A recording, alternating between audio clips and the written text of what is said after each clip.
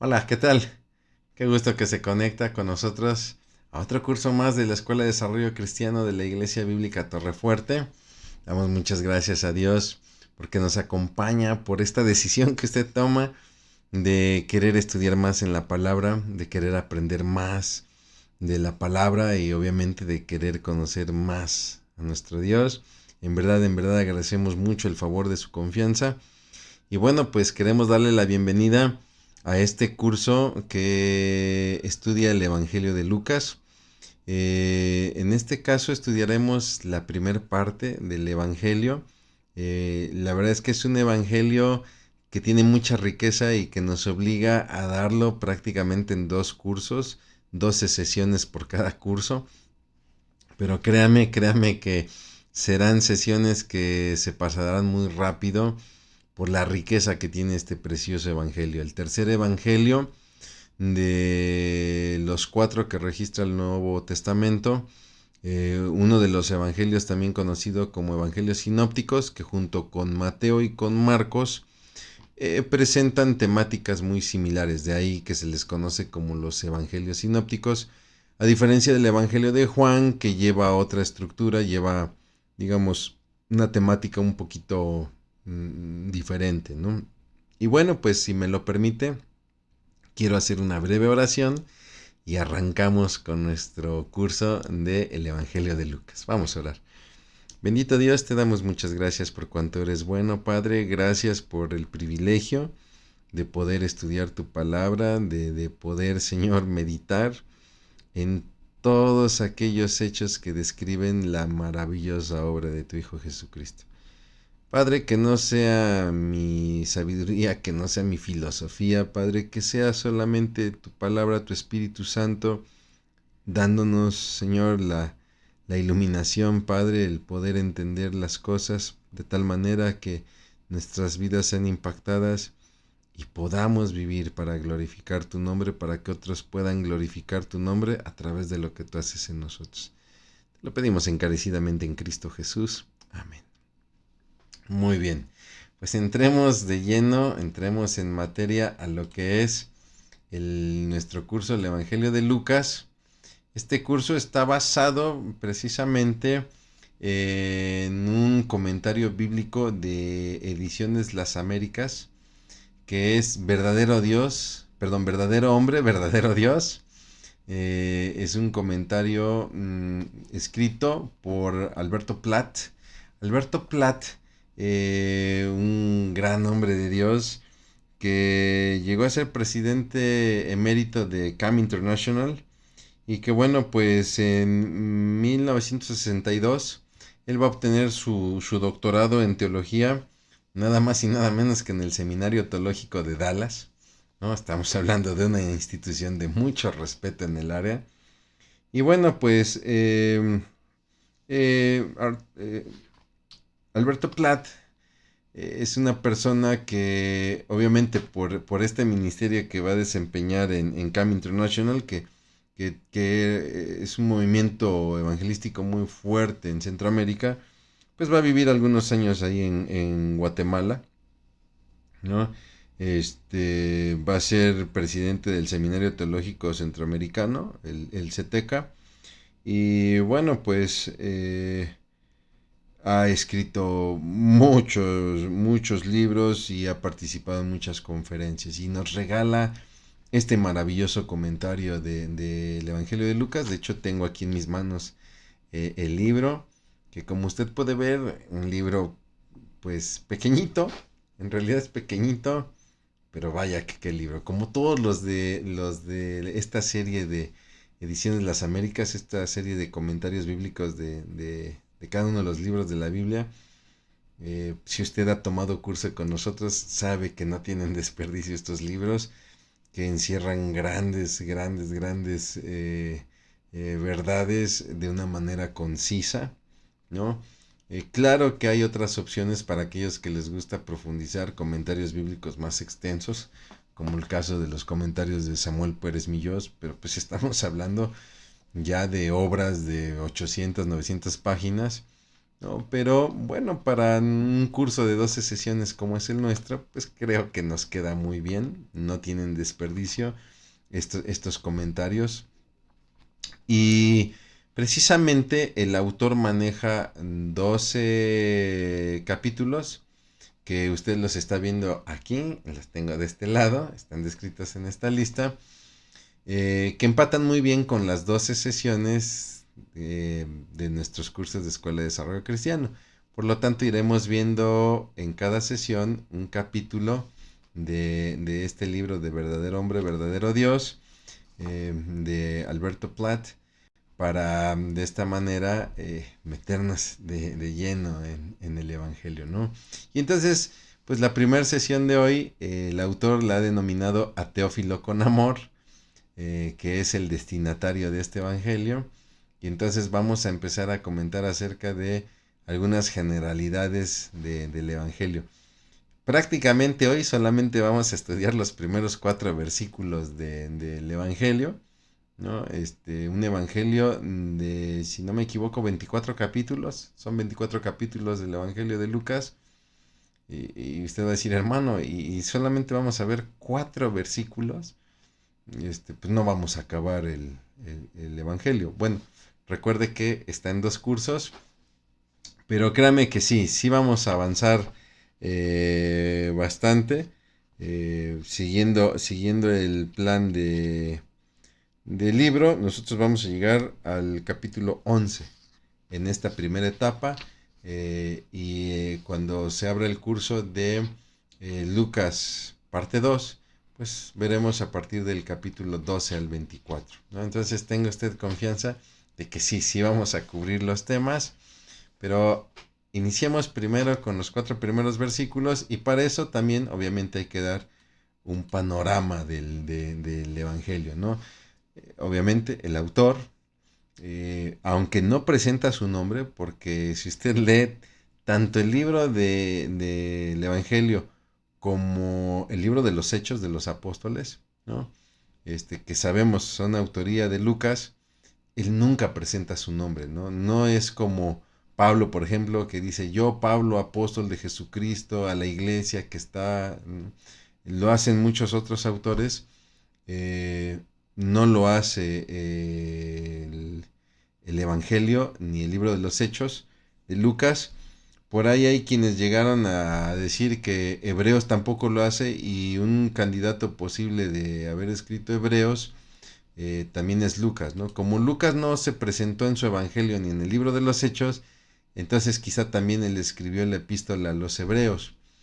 Y otra tesis fuerte que argumentaba esto es, Lucas era un investigador, y el libro de Hebreos, la epístola a los Hebreos, es una epístola profunda, ¿no? Entonces seguramente Lucas lo escribió, no lo sabemos con certeza. ¿Por qué? Porque también lo que nos lleva a dudar que Lucas sea el autor de Hebreos es que no es el estilo de su lenguaje, ¿no? Como sí se ve perfectamente en Hechos y en el Evangelio, ¿no? El estilo del lenguaje en el caso de Hebreos es más parecido al de Santiago, ¿no? O quizá Pablo, ¿no? La tradición muchos años consideró a Pablo como el autor de Hebreos, aunque muchos se decantan por Santiago por el estilo de redacción, ¿no?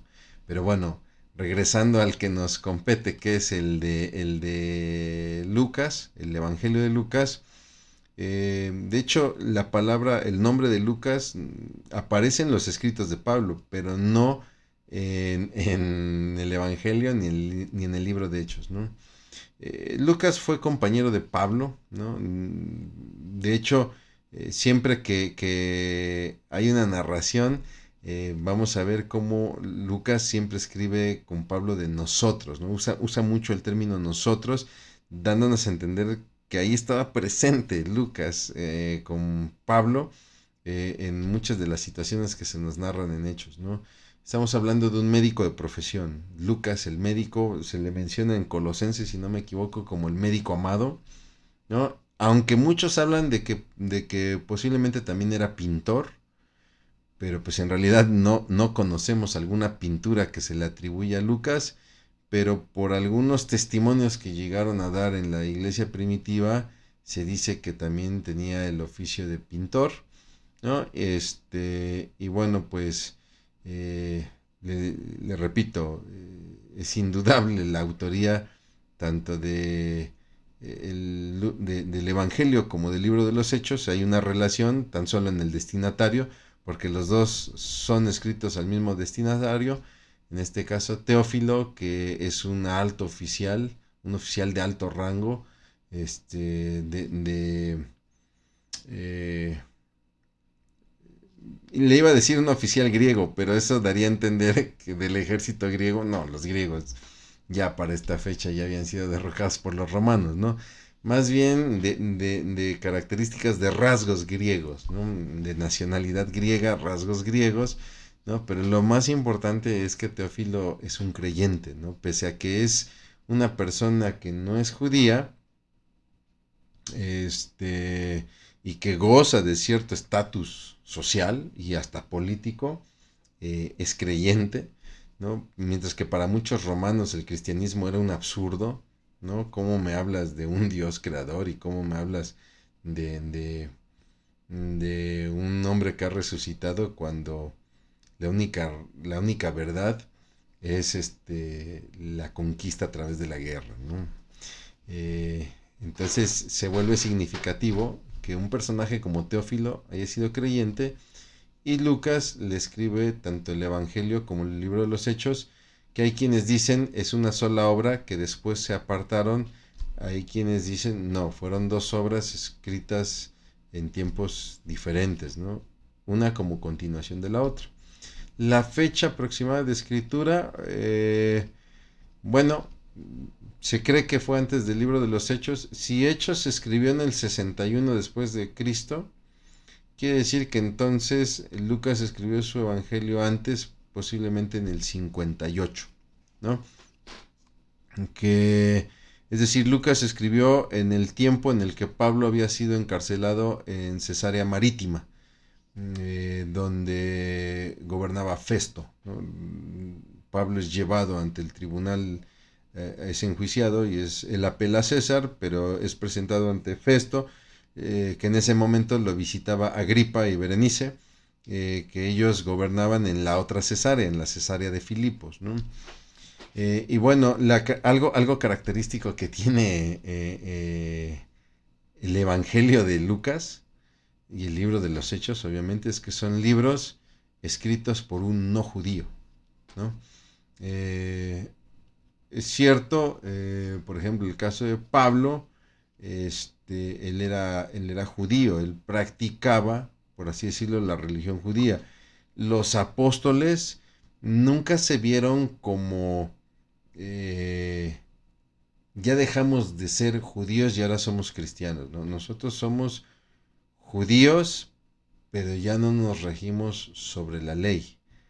Ahora seguimos a Cristo, pero no, ellos no se veían como hoy en día nosotros comúnmente hablamos de un cambio de religión o de un cambio de confesión, ¿no? Si nosotros le preguntásemos a Pedro, a Juan, a Mateo, oye, entonces ya no eres judío, ellos nos dirían, no, sí, sí somos judíos, ya no confiamos en la ley, en la circuncisión, etcétera, sino que entendemos que Cristo ha cumplido la ley por nosotros y ahora vivimos una vida entregada a Cristo, pero ellos se siguen percibiendo judíos. Para darme a entender un poco, es como lo que va a suceder con Lutero, ¿no? Que muchos pensamos que Martín Lutero trae la reforma porque él quiere crear una nueva religión, y no, Lutero no quiere crear una nueva religión. Lo que Lutero quería era hacer reformas dentro de la religión católica. Él quería seguir siendo católico, pero él descubrió algunas corrupciones, algunas malas prácticas, y él quiso propiamente reformarlas, ¿no? Y de repente los evangélicos nos quedamos con la idea de, Lutero quiso hacer su propia religión y bravo por Lutero, ¿no?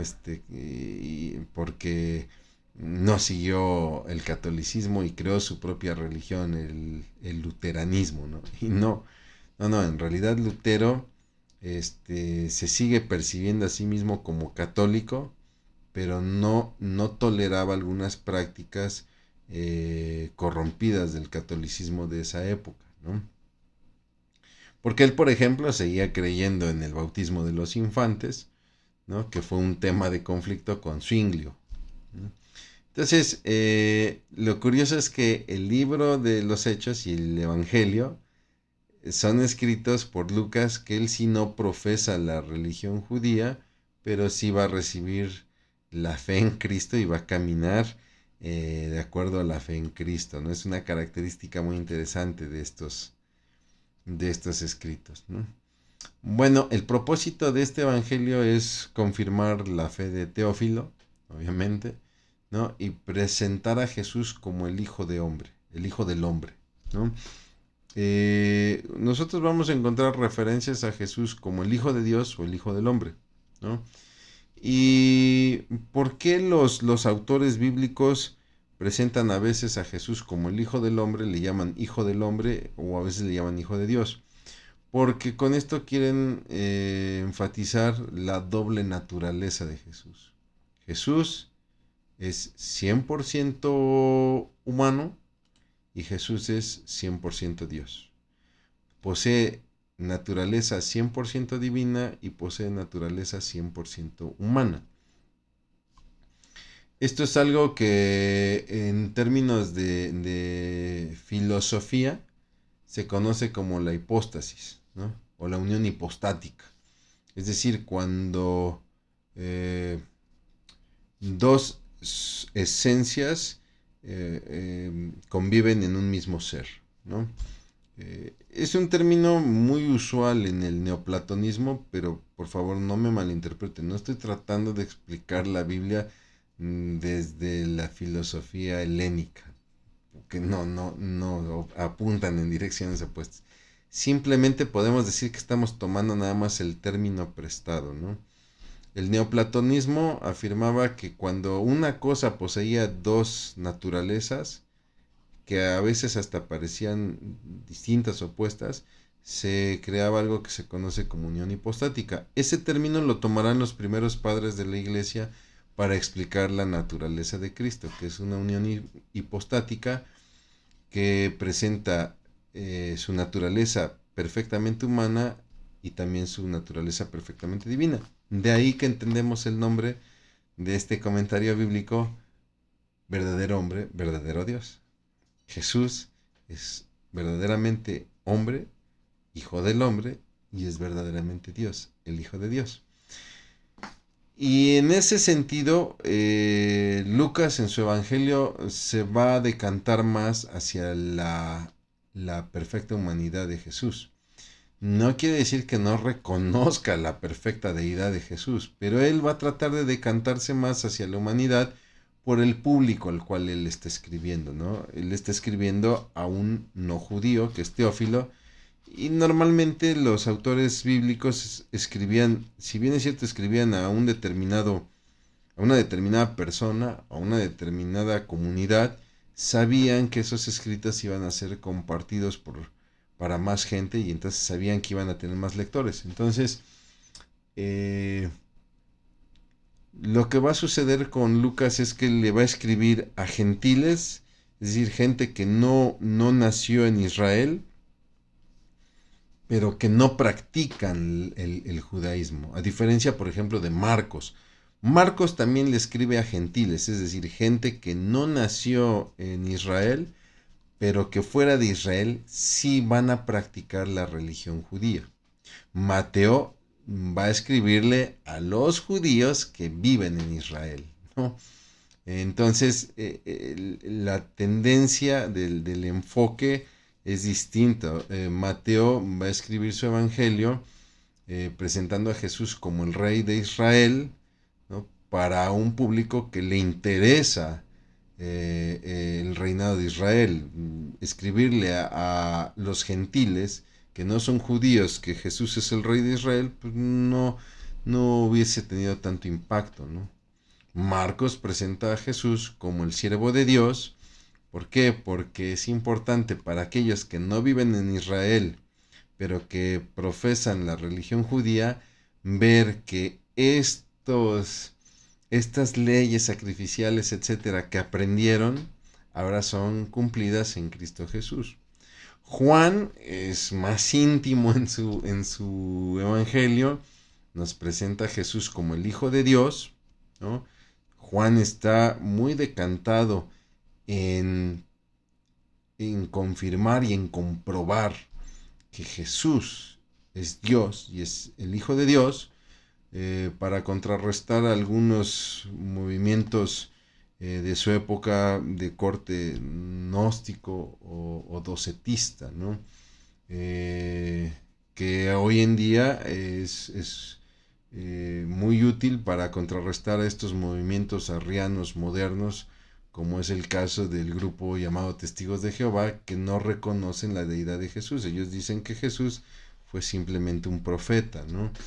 Y sin embargo, Juan en su evangelio defiende mucho la deidad de Jesús, ¿no? Y bueno, Lucas se decanta por la perfecta humanidad, presentando a Jesús como el Hijo de Dios, y va a enfatizar mucho el tema de la redención, va a hacer mucho énfasis en el tema de la redención, ¿no? De hecho, el término redimido aparecerá por primera vez en el Nuevo Testamento, en el Evangelio de Lucas, después lo veremos ya en las epístolas paulinas, ¿no? En cuanto a la humanidad propiamente de Cristo, nosotros lo vemos en este Evangelio porque Lucas, a diferencia de otros evangelios, se enfoca mucho en los detalles específicos de propiamente la humanidad, ¿no? Es decir, si usted analiza, por ejemplo, Marcos no nos da detalles del nacimiento de Jesús, Juan no nos da detalles del nacimiento de Jesús, Mateo da una pequeña referencia, pero Lucas sí nos da un relato, el más popular de todos, de la Navidad, ¿no? De los pastores que fueron avisados por el ángel, ¿no? De los magos de Oriente que visitan al niño, de la anunciación propiamente del ángel a María, etcétera, ¿no? Todo esto que es tema en diciembre con la famosa festividad de la Natividad o de la Navidad, ¿no? Está muy detallado en Lucas, ¿no? Lucas es quien ofrece mayores datos acerca de la juventud y desarrollo. No es mucho, realmente no encontramos mucho de la juventud del Señor Jesucristo. Lo más que sabemos es que a los 12 años, en una visita a Jerusalén, se les perdió a María y a José y lo regresan a buscarlo y está ministrando en el templo, ¿no? Pero en realidad no hay grandes detalles de su juventud. La mayor referencia que tenemos es la de Lucas, que nos dice que él pues seguía creciendo en estatura, en conocimiento y en gracia para con Dios y para con los hombres, ¿no? Lucas refiere esta sujeción que él tenía hacia sus padres. Difícilmente Mateo lo va a hacer porque ese tema no es realmente un tema importante para el público al que le escribe Mateo, pero sí es importante para el público al que le escribe Lucas, ¿no? Y va a hacer hincapié Lucas en la humanidad de Jesús al describir algunas muestras características de un ser humano como son las emociones, ¿no?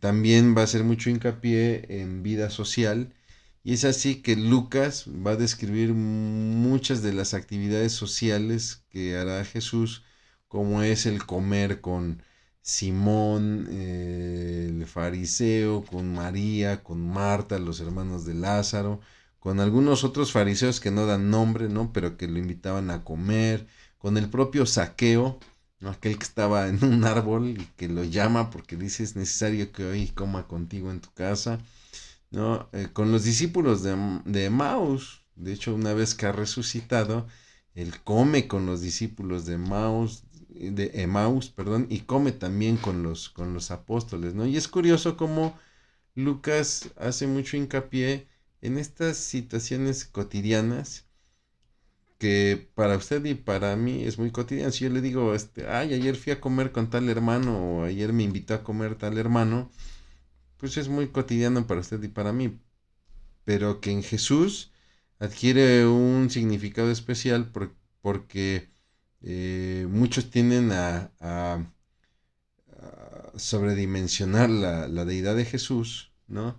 Y se nos olvida que él también fue perfecto humano. Hay una película muy famosa, una película mexicana, discúlpeme usted, no recuerdo bien el nombre ni el actor, pero me acuerdo que era un actor español, una película en blanco y negro, ¿no? Y que nos presenta a un Jesús, pues muy cuadrado, ¿no? Un Jesús muy de cuadro, ¿no? Que prácticamente con sus manos acá, ¿no? Y así muy serio. Y en este español, en cierto, de verdad os digo. Y nos presenta un Jesús de tablón. Pero tenemos que entender que Jesús fue un perfecto humano. O sea, seguramente tratemos de imaginar al Jesús carpintero. Ahí con su serrucho, clavando la madera, haciendo muebles o no sé, yuntas para el arado, o qué sé yo, ¿no? Y que seguramente, como nos lo describen los pasajes, pues tuvo sed, tuvo hambre, etcétera, ¿no? Eh, bueno, el Evangelio hace también mucho hincapié dentro de su perspectiva de la humanidad de Jesús, hace mucho hincapié en los temas de oración y de alabanza, ¿no? Lucas nos va a mostrar muchas de las oraciones que Jesús hará en ocasiones muy importantes de su vida. Hermano, eso también lo hacen los otros evangelios, sí, pero note que los otros evangelios se centran mucho en las oraciones de intercesión para las necesidades de otros. Pero Lucas nos va a presentar todas aquellas oraciones que Jesús hará en cosas que impactarán a él. Nos dice que ora cuando se presenta a bautizar con Juan. Nos dice que ora mucho en el desierto, que se apartaba para orar en el desierto. No estamos hablando de que se apartaba para orar por otros, sino para buscar esta comunión con el Padre. De hecho, en el Evangelio de Lucas nos refiere que una noche antes de llamar a sus discípulos, de llamar a Pedro, a Juan, venid en pos de mí, que yo seré pescadores de hombres, nos dice que una noche antes se la pasó orando, ¿no? Cuando viene el tema de la transfiguración, Lucas nos dice que subió al monte a orar y ahí se da la transfiguración. Y obviamente, pues lo sabemos, ¿no? En el Getsemaní, que ora porque su alma está angustiada y pues también ora en la cruz, ¿no? Ora en la cruz, ¿por qué? Porque, bueno, pues él está padeciendo y está clamando al Padre, ¿no? Lucas también registra las exhortaciones de Jesús para con nosotros para orar, ¿no? Y lo hace sobre todo en dos parábolas muy significativas, que es la vida persistente y la parábola del fariseo y del publicano, ¿no? Donde de hecho, si usted lo vamos a ver aquí conforme vayamos avanzando en el curso, espero no modificar. Dice, y Jesús les refirió esta parábola para enseñarles de la importancia de orar y de persistir en la oración, ¿no? Y nos habla de esta viuda que era muy persistente en su petición, ¿no? Y dice, si esta viuda, si la persona, el juez, respondió a esta viuda porque era muy persistente y le era molesta, pues imagínense cómo no va a responder Dios que nos ama, ¿no? Y bueno, está también la parábola del fariseo y el publicano. Lucas emplea mucho el término glorificando y habla mucho de la alabanza, ¿no? De hecho, si lo vemos en los primeros dos capítulos, rescatan unos cantos sagrados, por ejemplo, cuando se da la anunciación, ¿no? Que María expresa un canto que es conocido como el Magnificat, ¿no? Y también, por ejemplo, cuando los ángeles se da el nacimiento de Jesús y los ángeles anuncian a los pastores que Jesús ha nacido y dice que hay un canto de los ángeles, gloria a Dios en las alturas, y paz en la tierra a los hombres de buena voluntad, ¿no? Es así que el Evangelio de Lucas es un evangelio que tiene mucha reiteración en el tema de la alabanza y del gozo. De hecho, el Evangelio concluye, dice que los apóstoles ven a Jesús ascender al cielo y entonces dice que estaban siempre en el templo alabando y bendiciendo a Dios por esto que habían testificado, ¿no? Ellos vienen de una depresión de ver a su maestro crucificado, brutalmente crucificado, y después viene toda una experiencia con un Cristo resucitado, el cual reanima el fuego por el reino de los cielos y por el Evangelio. Y pues cuando ellos ven que Jesús asciende al cielo y con la promesa de que Él va a regresar, entonces ellos van al templo y están en el templo alabando y bendiciendo a Dios. Y así cierra este Evangelio, donde el tema de oración y alabanza será también una tónica. En cuanto a la vida social, le decía yo, hace mucho hincapié Lucas en describirnos, por ejemplo, las comidas que tiene con ciertos personajes, pero también lo vemos en las enseñanzas, por ejemplo, parábolas donde la referencia es más de vida cotidiana, por ejemplo, el buen samaritano, que nos refiere a este típico viaje que se hacía de Jerusalén a Jericó, ¿no? Del amigo inoportuno, de la viuda inoportuna, que se entiende en una situación muy común que de repente se me acababa algo y a la madrugada iba a molestar al amigo, ¿no? Del mayordomo astuto, una parábola muy interesante, ¿no? Porque es un personaje que a diferencia de otras parábolas, no es un personaje a imitar, pero que ministra mucho su astucia, ¿no? Y bueno, también la parábola del hijo pródigo, que nos habla de la práctica de las herencias, ¿no? Pero también hace hincapié Lucas en temas de pobreza, de riqueza, ¿no? Donde sobre todo hay un énfasis en la dificultad de las riquezas para con Dios, ¿no? No puedes amar a Dios y a las riquezas. Lo vemos en parábolas como los deudores, como el rico insensato o como Lázaro y el rico. Algo que tiene Lucas es que va a mencionar mucho a las mujeres, ¿no? El caso de Elizabeth, de María, el caso de Ana, de Marta, Cuando hablo de Elizabeth y María, hablo de estas primas, Elizabeth, prima de María, madre de Jesús, Ana, esta mujer que encuentran en el templo, ¿no? Pero también está Marta y María, las hermanas de Lázaro, María Magdalena, esta mujer que iba a ser apedreada, ¿no? Juana y Susana, que también acompañaron a Jesús en su ministerio, ¿no? No se registra algún rechazo de las mujeres hacia el ministerio de Jesús, y más de 40 veces Lucas habla acerca de las mujeres, ¿no? Eh, ¿Por qué? Porque en una época y en una cultura de menosprecio a la mujer, tanto los gentiles como los judíos menospreciaban a la mujer. De hecho, una de las oraciones muy comunes que registra, por ejemplo, Flavio Josefo, historiador judío, una de las oraciones que hacían mucho los fariseos era que daban gracias a Dios por no haber nacido mujer, ¿no? O sea, para que nos demos cuenta del grado o de la perspectiva que se tenía, ¿no? Y sin embargo, Lucas va a hacer mención de pasajes donde el rol de la mujer es interesante y es importante, ¿no? También algo que llama la atención es la vocación del autor, él es médico, ¿no? Y entonces encontramos mucho vocabulario médico que refleja la personalidad del autor, ¿no?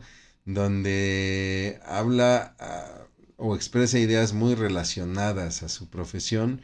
Por ejemplo, en la parábola del buen samaritano, ¿no?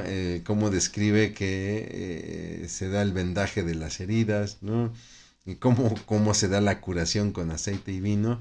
O el pasaje del rico y Lázaro, donde describe la condición de Lázaro, el cual dice estaba lleno de llagas, ¿no? Y donde en la condición de tormento del rico pide que sea refrescado, ¿no? Son términos muy propios de los médicos de la época que difícilmente iban a usar Mateo, Marcos o Juan, ¿no? Y esto nos permite ver un tema muy interesante que es el de la inspiración de Dios en las Escrituras, donde Dios revela a los autores y les inspira, pero les permite que plasmen ellos también aspectos de su personalidad. Es decir, la inspiración de la Biblia no es un dictado ciego, ¿no? No entro en un trance y mi mano está siendo movida por Dios, sino que Dios ocupa mi corazón o ocupó el corazón de los escritores bíblicos, porque eso ya no se da en nuestros días, ¿no? Ocupó el corazón de los escritores bíblicos para plasmar respetando su personalidad, ¿no? Y bueno, para entender un poquito el estudio de este evangelio, tendríamos que ver cómo se da el bosquejo del evangelio en distintas etapas. Yo aquí le estoy presentando pues básicamente 7 etapas, ¿no? Que sería propiamente el prefacio, que es el que estamos estudiando, el que vamos a estudiar en unos momentos, pero después vendrá lo que es el advenimiento eh, del Hijo del Hombre. Note usted, le dejé ahí ese término del Hijo del Hombre, que es el enfoque central de Lucas. Entonces, cómo se da el advenimiento, cómo se da la preparación, ¿no? Cómo el Hijo del Hombre, cómo Jesús se prepara antes de el ministerio y después cómo se da propiamente el ministerio. Primero en Galilea, luego en Judea, después vendrá el sacrificio y muerte de Jesús y culminará el evangelio con la resurrección y la ascensión. Prácticamente este es el bosquejo general de todo el evangelio, ¿no? Aunque en este curso solamente veremos hasta el capítulo 11, le decía yo, ¿no? Es así entonces que le dejo también aquí las referencias bíblicas de cada uno de estos bosquejos, ¿no? En cuanto al prefacio, son los primeros 4 versículos del Evangelio, pero ya en cuanto al advenimiento, ¿no? Es decir, cómo Jesús se encarna y nace, pues está prácticamente en los 2 primeros capítulos del Evangelio. La preparación ministerial, que va del capítulo 3 al 4, ¿no? Versículos más, versículos menos, donde se da el bautismo, donde se da la tentación en el desierto, y de ahí arrancan los ministerios del capítulo 4 al capítulo 19, ¿no? Tanto en Galilea, alrededor del mar de Galilea, en algunas regiones lejanas como la misma Decápolis, ¿no? Y bueno, de ahí su camino hacia Judea, hacia Jerusalén, pasando por Perea, para el ministerio propiamente en la región de Judea, ¿no? Y la última semana en Jerusalén, de la cual ya a partir del capítulo 19 estaremos viendo la pasión de Cristo, para que en el último capítulo, el 24, hablemos de su resurrección y su ascensión. Bueno, hablando propiamente del prefacio, eh, tendríamos que echarle un vistazo y le pediría que me acompañe ahí en su Biblia, que tenga su Biblia abierta, ahí en este primer capítulo, en los primeros 4 versículos, porque estos primeros 4 versículos nos presentan las circunstancias que impulsaron a Lucas a escribir, ¿no? Tengo aquí en mi Biblia también lo que serían los 4 primeros versículos de este evangelio. Y cuando nosotros vamos desglosando, por así decirlo, estos 4 versículos en un estudio, digamos, a manera exegética, nosotros podemos encontrar puntos interesantes que le estoy desarrollando aquí en la diapositiva, ¿no? Dice, puesto que ya muchos han tratado de poner en orden la historia de las cosas que entre nosotros han sido ciertísimas, tal como nos las enseñaron los que desde el principio lo vieron con sus ojos y fueron ministros de la palabra, me ha parecido también a mí, después de haber investigado con diligencia todas las cosas desde su origen, escribírtelas por orden, oh excelentísimo Teófilo, para que conozcas bien la verdad de las cosas en las cuales has sido instruido. Cuando nosotros empezamos a desmenuzar podemos ver cosas interesantes. Puesto que muchos han tratado, es decir, ya existían intentos de relatar los sucesos de Jesús, y aquí Lucas no se está refiriendo a esos otros intentos del Evangelio de Mateo, de Marcos, de Juan, No, se entiende que eran otros escritos que habían intentado registrar y que muchos de ellos quizá no estaban ordenados, no tenían cierto orden, ¿no? Cuando habla de las cosas que han sido ciertísimas, está hablando de verdades, no está hablando de fábulas, ni de mitos, ni de leyendas, ¿no? Está hablando de verdades de las cuales hay testigos, dice los que vieron con sus ojos, ¿no? Estos testigos oculares. Entonces Lucas no está inventando una historia, Lucas la está documentando. Dice, me ha parecido también a mí, así como ellos lo han intentado, me ha parecido también a mí hacerlo. Entonces, ya Lucas tenía planeado escribir, documentar la vida de Jesús. No sé si documentar sea el término correcto, porque en realidad un evangelio no es un documental, ¿no? Muchas veces cometemos el error de pensar que los evangelios son biografías de Jesús. Pero no, un evangelio no es la biografía de Jesús porque no narra a detalle la vida de Jesús. De hecho, les repito, no tenemos datos de su adolescencia, ¿no? Sabemos por Lucas algunos datos de su nacimiento, por Mateo sabemos que viajaron a Egipto, por el intento de asesinato de Herodes, y tenemos una referencia después a los 12 años que se perdió y que lo hallaron en el templo. Y no volvemos a saber de Jesús hasta que tiene por ahí de 30, 33 años de edad, ¿no? Que es cuando inicia su ministerio. O sea, en realidad no es el propósito de los evangelios el describir una biografía documentada. Pero algo que sí tiene Lucas es que él es un historiador, ¿no? Es cierto, es médico de profesión, pero también es conocido por ser un historiador y un gran historiador. ¿Y qué lo hace ser un gran historiador? Que él investigaba las cosas. Dice, después de haber investigado con diligencia, ¿no? O sea, no estamos hablando de que se basó en chismes o en rumores, sino que desempeñó un trabajo serio. Dice, decidido escribírtelas por orden, no está presentando relatos confusos, ¿no? Como muchos que han tratado, ¿no? Y nos da el propósito para que tú, Teófilo, que no conozcas con errores, con confusiones, que no te bases en rumores, ¿no? Sino que conozcas bien las verdades en las cuales has sido instruido. O sea, para que confirmes la fe, le decía yo, el propósito del libro es confirmar la fe de Teófilo, ¿no? Entonces es buscar confirmar la verdad y reafirmar la fe. Vea cuánto no nos da luz tan solo estos primeros 4 versículos. Y bueno, pues para culminar con esta primera sesión, es una sesión cortita. ¿Por qué? Porque apenas estamos haciendo un estudio introductorio del Evangelio.